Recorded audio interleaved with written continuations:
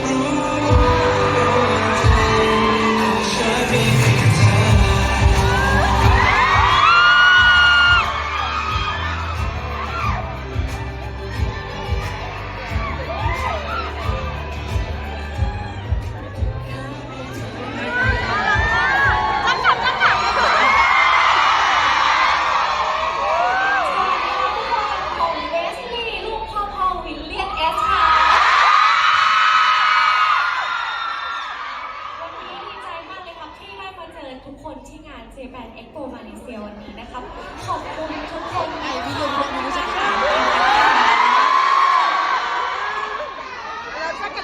ทุกคนคิดถึงเวทีไหมคะ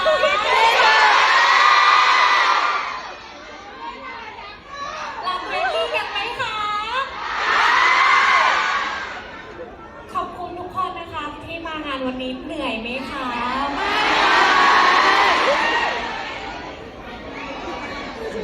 เวลลี่ขอบคุณทุกคนมากนะคะที่มาหาเวลลี่ในวันนี้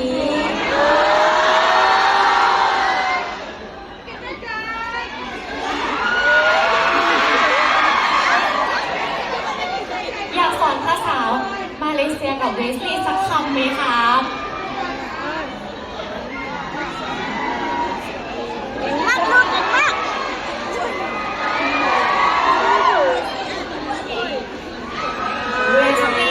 บอกทุกคนว่ารักทุกคนนะคะ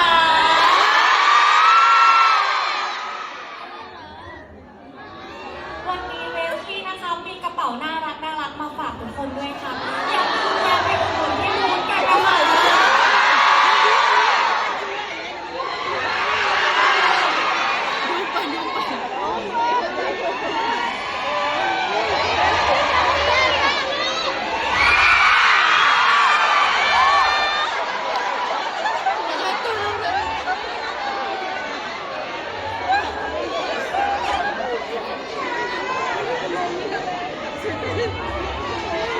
ขอถ่ายรูปรวมกับทุกคนหนึ่งได้ไหมคะ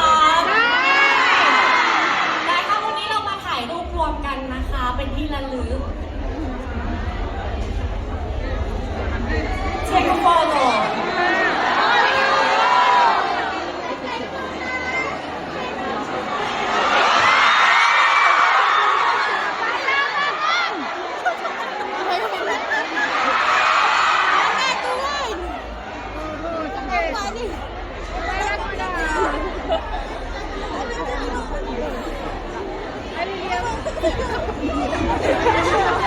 One,